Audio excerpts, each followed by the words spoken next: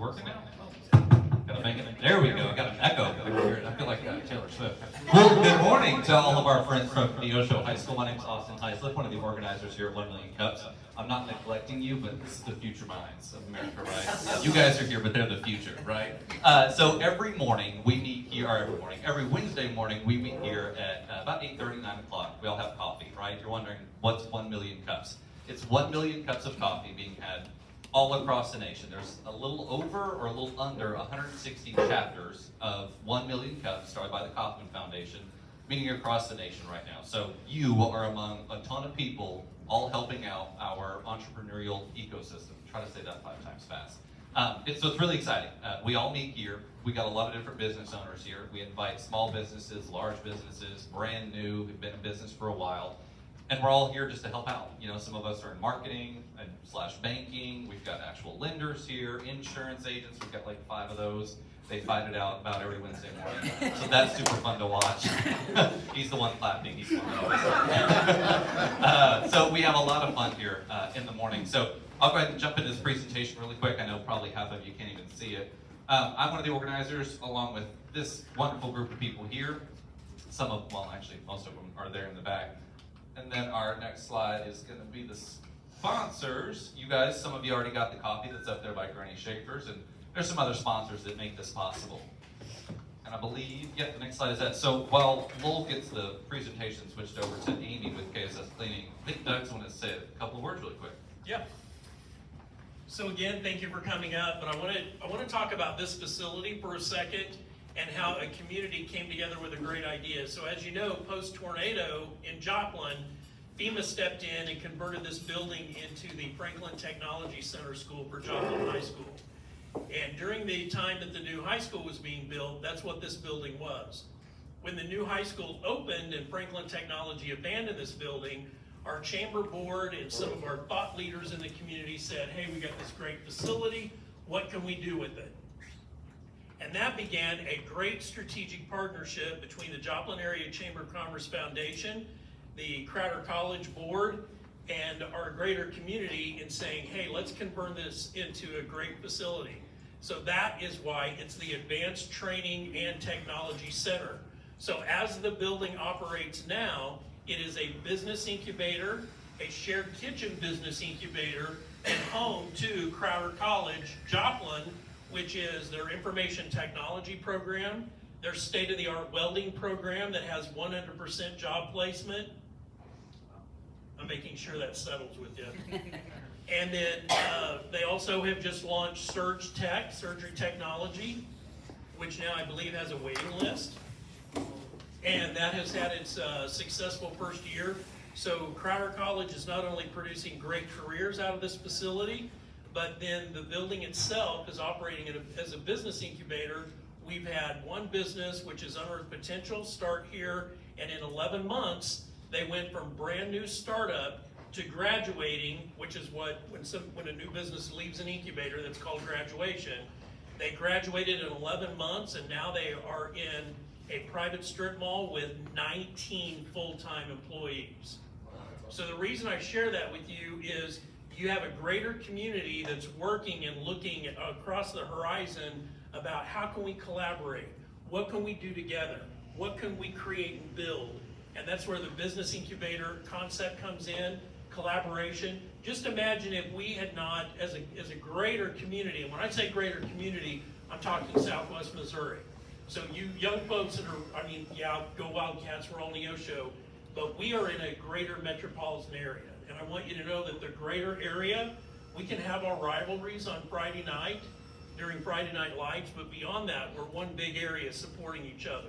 So imagine if we had not had the collaboration between the Joplin Chamber Foundation and Crowder College, we wouldn't be creating the jobs that are coming out of this facility right now.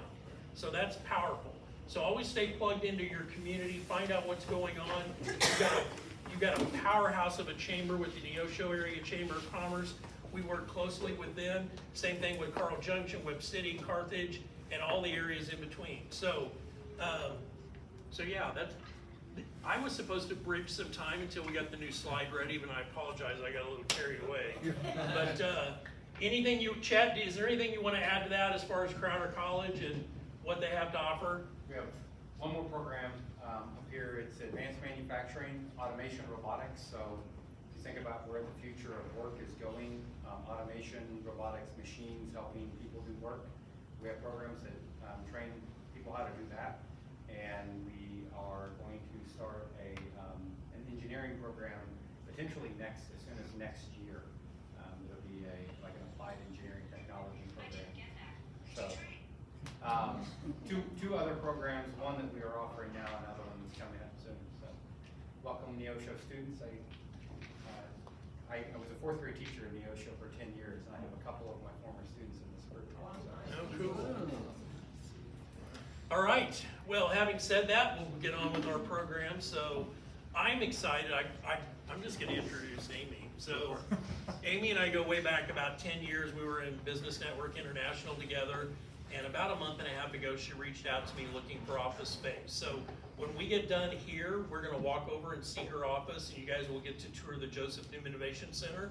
But she has started a brand new business, and I'm going to let her introduce herself and get started with her presentation. So please welcome Amy with KSS.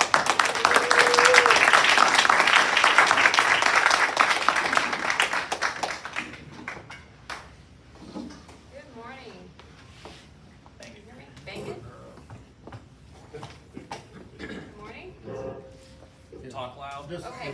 you gotta hold it up to your mouth. It's up there, Lowell. It's going out on us. Okay. Lipstick Oh, is about on the there she is. microphone at this point. All right. All right, so I say good, you guys say day. Good? Day. Good? Day. Today is a good Day. for a good day. Day. Don't ever forget it. Doesn't matter how the day starts, doesn't matter how the day ends.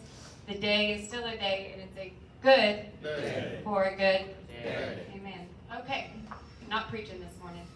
So, KSS Cleaning Services, our difference is in the details, and we believe that completely. So, my name is Amy Schofield Ellis, and I am the Vice President of KSS. And one of the things about me is that I love Jesus with all of my heart. I believe in a posture of worship and loving Jesus through every situation that you walk through.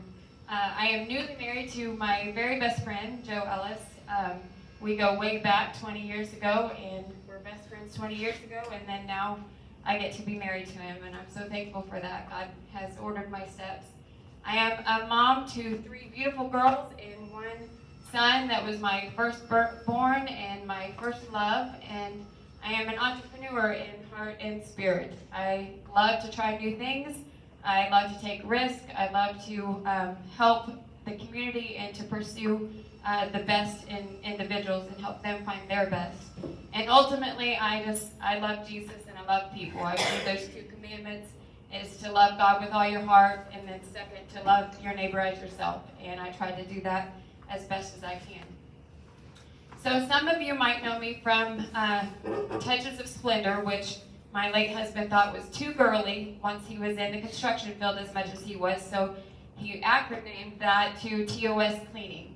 And I owned that for 13 years. We owned it together. And at our highest peak, we had 125 employees. We cleaned over 3 million square feet a year. We did some pretty significant projects. Some of you may have been to the Hilton on Branson Landing, a 12-story building. We had window cleaners rappelling off of the roof to be able to do those windows. We've done Kansas Crossing Casino Hotel. We've done lots of Missouri Southern projects. One of our favorites was Kansas City Chiefs Training Facility in St. Joe. That was a lot of fun. We have done Fort Worth Police Department, where we had to buy bulletproof vest for our crew. So that was interesting. Never forgotten that one. And then after the tornado, we were part of the rebuild with that. And so we did the Joplin Public Library and final cleaning, the high school when it went to the mall, all of the schools that had been torn down or messed up in some way, as well as the ones that needed to be remodeled to handle the children coming in. And so we were a big part of that.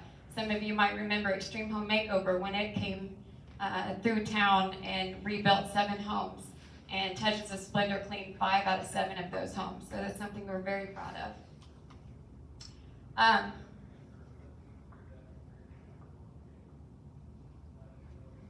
3 years ago, my husband passed away when our home had exploded from propane. There was enough propane underneath the house to take down the Twin Towers, and so he was in the house. He had started dinner, was trying to turn on the stove, and that was that. There was nothing left. It went to matchsticks and toothpicks. There was nothing recoverable from that. It was a very normal day. I was going to work at the church that day and had taken my girls to school. We said our goodbyes, kissed goodbye, went to work, and what we thought was a normal day was far from that. We came home to a blazing fire and nothing left, and me screaming at firefighters asking where my husband was. No one knew that he was in the house when I got there. Story gets better, I promise, but the biggest thing now that you high school students are here is to tell you that you have two choices of how you're going to recover from things in your life. You have a tragedy, you have a hard life, you have poverty, whatever that is, it's you that gets to decide how you're going to recover. Sometimes really bad things happen to good people, and as much as I try to be a good person and to do the right thing, I've walked through some really hard roads. The last 7 years have been very hard. In 2015, I lost my daughter. She was 25 weeks and 4 days. In 2018, I lost my son. Went from picking out a crib one weekend to picking out a casket on Monday. And then this past year, I lost my mom. Again, tragedy is up to you on how you're going to handle that and what you're going to do with it. But my God is the God of restoration, and I believe that He is turning all things to the good, and that He is turning graves into gardens, and the things that I have lost, God is not replacing. You can never replace the things that I've lost or the people that I've lost, but God is restoring those things. And so I have remarried, and God had saved him for me 20 years ago when he was getting me through a hard time in my life 20 years ago, and now I get to be married to him. I've rebuilt our home, a beautiful barn dominium in Carthage and a ranch there, similar to what I had in Granby. And then in March of 2023, this year, I was meeting with a gentleman, one of my previous clients. It was Coke, and he had called in, and his name was Kenny, and he said, Amy, he said, my wife and I would like to start a janitorial company, and we believe in the same mission that you had with TOS of being a second chance company for people that are trying to start over, and we would really like to have you mentor our company to be able to help us grow. And so I was very honored to sit down and have lunch with him, made a couple of appointments to come back together and begin to mentor them. 3 days later, his wife passed away in the hospital from cardiac arrest. So about a month later, he came to me and said, Amy, I can't shake it. I feel like I'm still supposed to do this. I'm still supposed to fulfill this mission, not just for me, not just for Stacy, his wife, but for our daughter and for the young people that are coming in. I want them to have a place that they can come to work and be rewarded for a job well done. I want them to come to a place where we believe in them and what they can do. And then I want to be a blessing to the people that we serve. And so with that, we began KSS Cleaning Services on some of the same foundational pieces that Touches of Splendor was. So we are a full-service janitorial company. We offer 5 different divisions. One is residential, one is move-in, move-out, industrial, post-construction cleaning, which is also called final cleaning, and janitorial office cleaning. In our residential division, a lot of what we try to go after is Airbnbs. That is one of the things that has changed since I was in this industry. That has become a lot more popular, and so being a resource to homeowners to be able to go in fast and turn homes and get them ready for their next guest is something that we really pride ourselves in doing. When I was growing up, my mom worked full-time, and most of the time she worked 2 jobs. Some of you might relate. I didn't see my mom very often, and most of the time on the weekend, she spent the weekend doing laundry and house cleaning. I remember just all the piles in the house of laundry, of sorting, and we didn't go do anything with her. We didn't have time to do anything with her.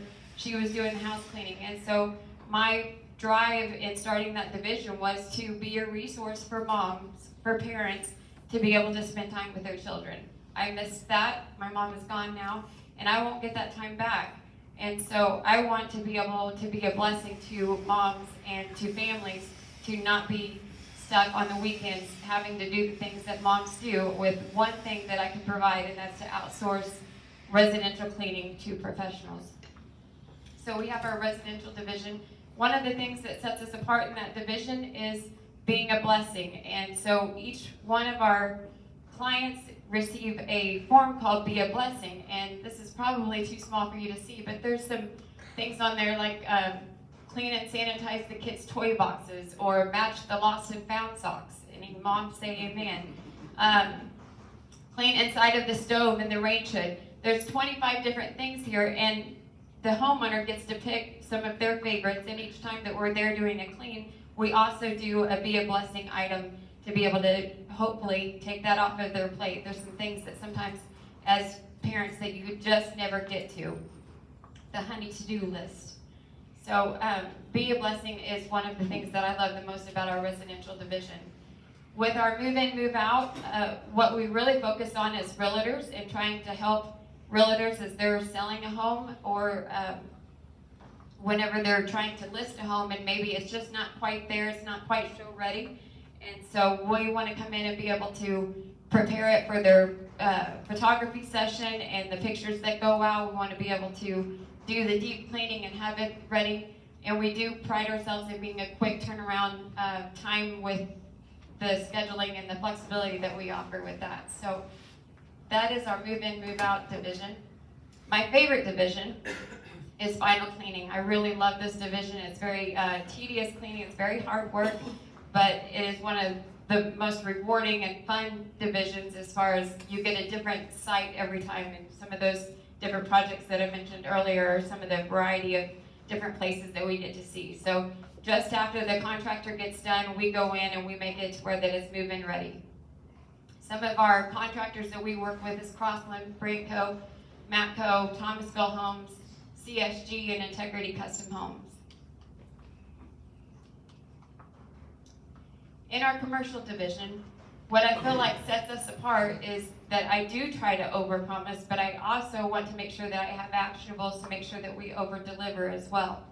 And so with that, we try to streamline the onboarding process with having a onboarding meeting with the client and with our company to make sure that it's seamless.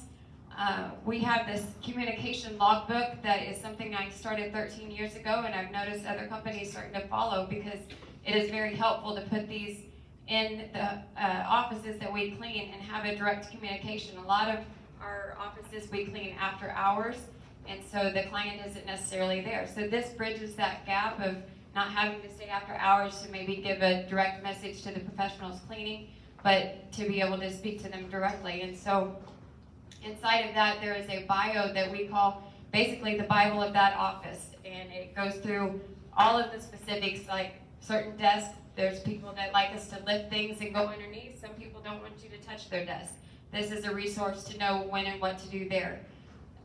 Part of it is a communication dialogue that you can communicate directly with your professional. We have a checklist in there that makes sure that everything that I'm promising in the proposal in turn becomes the checklist of what we're going to do that day. And then a monthly evaluation that our clients fill out and complete for us to know how they are feeling about our services. We can go in all day long and feel like that we're doing a superb job, but if they feel something different, we need to know that. And then last, what I feel like sets us apart with that is our quality assurance management team. And that is just a routine inspection that happens at minimum once a month for our clients. They go in and do their own inspection of each office, and oftentimes our bar of expectation is much higher than our clients, and so if they are meeting ours, we are usually exceeding our clients' expectation. And so it just provides ongoing communication there. And the last part that we do in those offices is examine the task and the frequency. So as we might have set a frequency, for example, one of our offices is construction based, And so their baseboards get very dirty much more often than it would at necessarily like a bank or something. And so we will go in and be able to adjust our frequencies based off of our quality assurance inspections to know what we need to adjust differently. Not that that comes back to the client as a price change at all. It just tells us how to serve and be a blessing the most. We truly believe that we are creating professionals, and so rarely will you ever hear me speak about our employees as employees. I believe no matter what you're doing, whatever field you are, young people, that you can be a professional. If you are a doctor, you can be a professional doctor. If you are doing trash and being a trash man, you can be a professional at that. It is up to you to be able to be a professional. And so we start with that, setting that mindset in training, in our new hire training, as well as doing chemical training. Our construction crew is OSHA certified. And then one of the things that we do to make sure that our retention is there, because honestly, if we're being real, no one wakes up and says, hey, I want to clean toilets for a living. That's not really how it goes. So we've got to be ahead of the game in retention and make sure that we are taking care of our professionals and that we're making it a great place to work. And so with that, we have golden tickets that our QA, our quality assurance manager, will go to our office when she's doing an inspection. She's leaving 5 golden tickets hidden somewhere in that office, whether it's underneath a chair or behind a file cabinet or anywhere on top of a refrigerator, some of those easy to forget places. And when our professionals collect all 5 for that month, then they exchange those tickets for a free gas card or a free gift card to Taco Bell or things like that. We want to be able to reward a job well done. And so part of that is making it fun to come to work and fun to clean toilets. So another thing that we do is quarterly pep rallies. And that's when we bring everyone company-wide together from all divisions. And we have some really silly certificates and awards and just have a great time of bringing everyone together and feeding everyone, doing some training, and then just having that morale build of what our expectation is and how they're doing a job well done. So, and then last but not least, we do try to reiterate to them that professionals do hire professionals. So if we are doing a client's office, we need to be at our best and doing the best that we can. So I was told that I can come to you for help. And so one of the things that I need to brainstorm out is getting into some of the decision makers in commercial offices.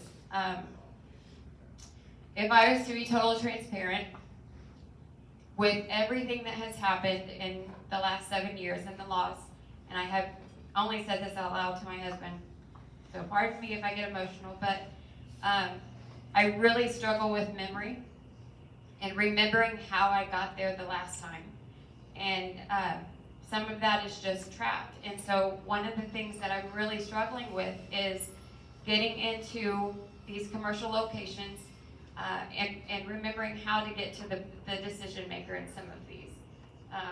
I don't know if now in the season that we're in, if that's through LinkedIn, is it through ribbon cuttings? I did go to a ribbon cutting yesterday. I can see where that might be a benefit of being able to get introduced to the right person. I've gone all through the member directory with the Joplin Chamber of Commerce or direct introductions. Maybe that's just how the best solution is to reach the right people. So some of my wish list of places that I am trying to even just get the opportunity to be in front of, or a lot of industrial places, banks, government places. So I would like to open it up to you, if I may. I'm assuming this is how this goes, but what I struggle with is how do I get in front of the right people? Sometimes the title is different. Maybe it's a building maintenance person, maybe it's a facilities director. I'm not really sure how to get into those right places. Take the mic from her. All right, so this is the part that we do for questions. Use that other one. Use the other mic that you got to answer there with. to talk back into. Just turn the red light on and then talk into that one. Any questions? I want to start. Vice. Where's Ice? That's what, I don't know. Great job, baby. All right, so as far as how to get to the right people, My suggestion, like I said, 20 years of doing business sales for Yellow Pages and so on and so forth, you know, always go in and ask for the owner, you know, or whoever the top person is. You may not get them, but, you know, if you are in your introduction and you build a relationship with them, find out who the owner is or whatever, and then tell them what you're looking for. They might direct you accordingly, but if you can get to the top, that's where I would start. So. I've noticed with the member directory with the chamber that you can see some of the higher level employees there, but it's just a name. It's not, typically there's not an email or anything to be able to connect directly to them. A lot of times, unless it's a bigger, a smaller business, that person's not necessarily the owner or, you know, the top person. It's a representative. So Right. Google, find out who the owners are online. Yeah. Who else got a question? Oh, come on! Don't be bashful. You guys gotta have more questions somewhere. Let me make a comment. I'm Joe. What I found out is in the Joplin area, there's a lot of these companies from out of state, janitorial companies, that have just flooded the market. And so, me being have been in sales like you, 100% commission for about 5 years, I would go into these offices in Joplin, and the gatekeeper was already annoyed because they'd already had fly-by-night companies. Nobody here in town, but just people out of town, Nixa, Springfield, have already been by and probably didn't treat them with etiquette because they're not from here. And so my dilemma is like, what advice would you give to me to get past the gatekeeper? I got an answer for that. I was gonna say real quick. I'm sorry. No, you can too, but often if I have that issue, well, I might go back, but I go bearing gifts. So I know she's really creative, but make up a little basket or something with some little goodies in it, or handmade, not stuff you just buy from Walmart, but something really good. You know, I used to give cinnamon rolls, because I make cinnamon rolls, or something, but something that's a caring gift. Take that to them, and, you know, with the thing, because if you walk in, I don't care how mean a bulldog that person is, bearing gifts, sometimes it can turn them around pretty quick. Thank you. So. Thanks, sir. So in all of our conversations, that's the first I've heard of that. So the way I would pivot on it is lead with, or whatever your why statement is, whatever you come up with, lead with saying locally owned, locally invested in the community. Because like Simon Sinek talks about in his book, the Start With Why, where we're talking about the golden circle, the decision-making part of the brain is not the same as language. So if you do have that short window to get in front of them, you need to attack and get onto their emotion immediately. So they need to buy into that. So if they have all these outside companies bombarding them, if you lead with locally owned, locally invested, they are locally owned and they are locally invested. And I think Lowell's idea is right. Yeah. So that could be one avenue with two sides of a coin. And then the other one is networking. And we know this from our BNI days is you can cold call, and there's nothing wrong with cold calling.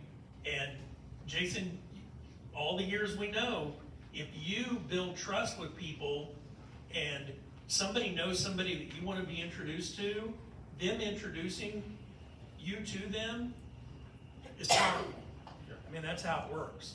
So leads groups, beyond 1 million cups, anything you can do, but I would encourage you to, when somebody asks, the first thing out of your mouth is we're locally owned and locally invested in this community, and then go into your passion.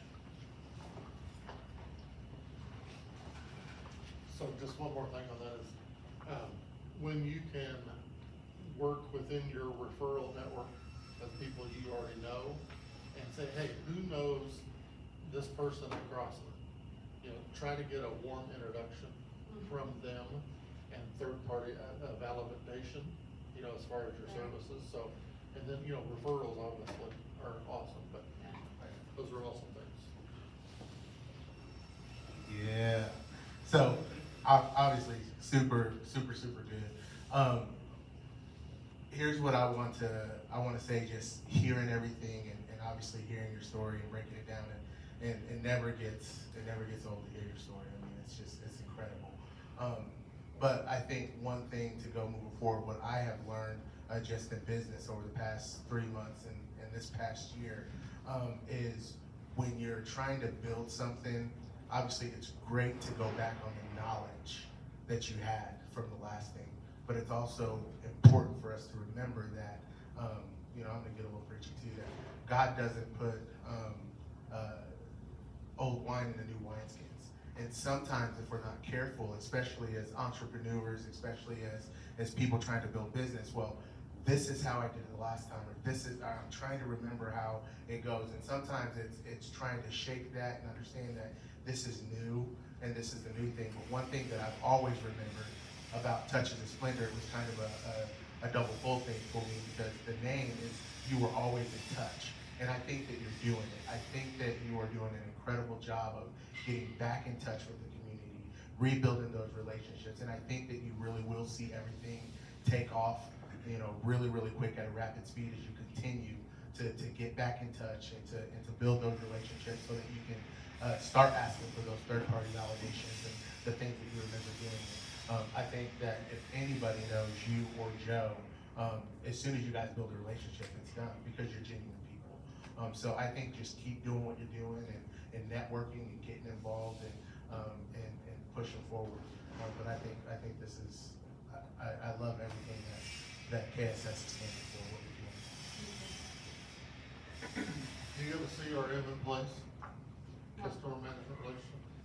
Connect with me, but that'll help with follow-up and getting in touch and information, but we can talk about that.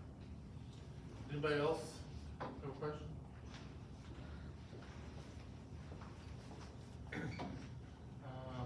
I really liked the presentation. I think just the idea I had, I'm with Keller Williams, and I think getting in touch with commercial realtors would be a good idea, because commercial realtors like being in relationship with people, and they have solid relationships with a lot of the people on that list. So if you approach them as like a referral partner and really go into the locally owned, locally operated, they can get you in touch. If they're in connection with business owners, the business owners will listen to the realtor with who to go with. So. Great, thank you. Another strategic thing that he was giving referrals. One thing I was talking to my wife about, right now, we're going into catering season. And I know restaurants and local caterers and stuff who are already going to be struggling with staff going into some of these banquets and buffet. If you can connect with a lot of local restaurants and fill their needs on hey, let us know when your catering is going to be over, and you can send in a team to help clean up and be a cleanup crew. Like, those are invaluable services when you only have 2, 3, 4 people to help facilitate these caterings. If they know that there's going to be a team of people coming in to help them clean up the venue or get stuff cleaned up, loaded up, and washed and returned the next day or something, I think that could be another good niche for you going into the holiday season. Yeah, that's true. As far as realtors go, every realtor office I know of will have some kind of a company meeting every week or sales thing. If you call and you ask, they will let you come in and present if you bring like breakfast. So if you take cinnamon rolls or take, like I said, some kind of breakfast or whatever, but go in, make a 5-minute presentation or whatever, you've got a captive audience. Yeah. And that's just a phone call and that, so. At Keller Williams, we do a team meeting every Tuesday morning, and we have most of the top agents every Tuesday morning from like 9 to 10. Okay. So if you I could put you in touch with our market administrator, and they'll let you come in. They have sponsors in all the time. Perfect. They love having sponsors. So. Thank you.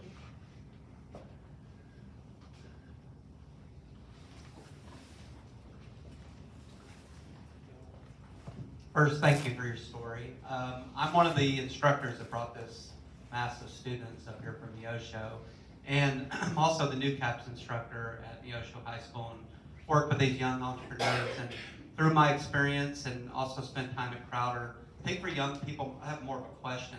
Young people, two things. They struggle with taking the risk and taking that leap of faith to get started.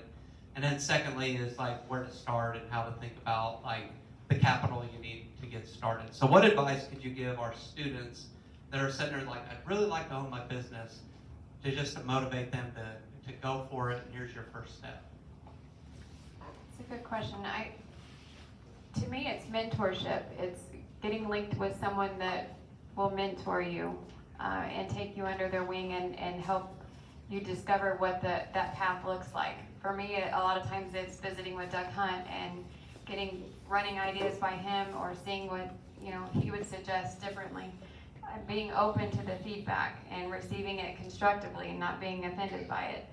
But having your business plan, having your ideas and thinking through it, and research. I would do a lot of research. There's so much more available to you guys now than even when I started 13 years ago. So do your homework and diligence in doing that. But I do believe strongly in having a mentor and having them look at what you have going on and what your ideas are. Very good.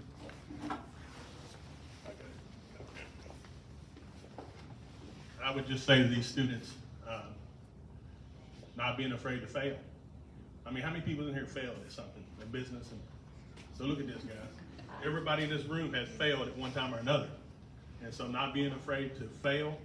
And my wife and I had a conversation last night about taking risks. I'm a risk guy.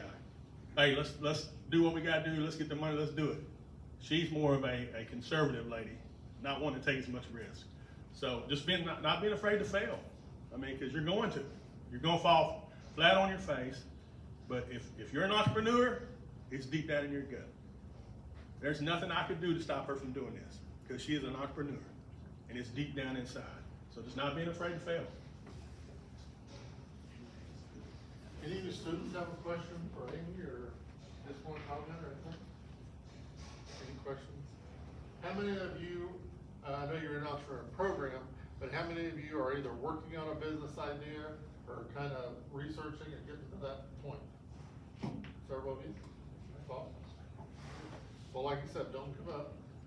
But number one thing is get that information out of your head on paper and start building your business plan and your marketing plan and, research what it's going to cost to get all those things done in life. But stick in there. It's a good deal. There are a lot of free resources in the community that will help you do things. Missouri Southern, Crowder.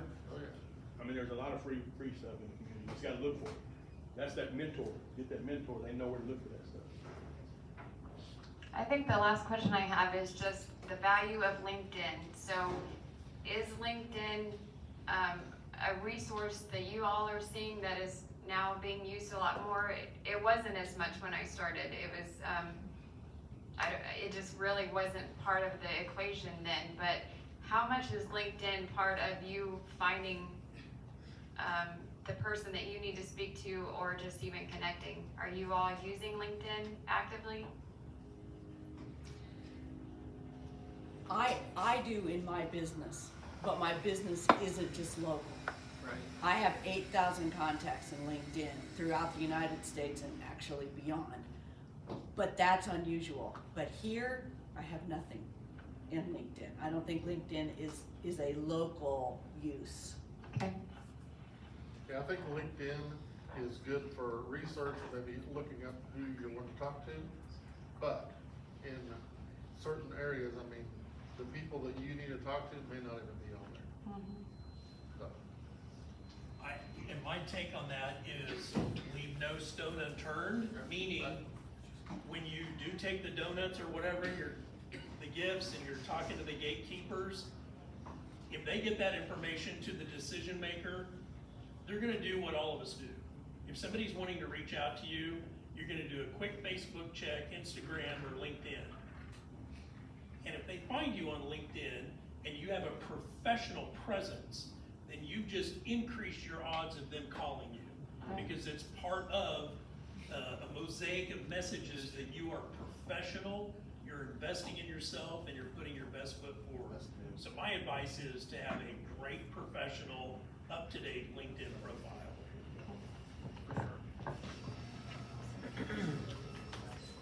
Well, I just want to say thank you for letting me come today, and I appreciate y'all listening, and I appreciate you pouring life back into me, and I pray that you are highly favored and blessed of God.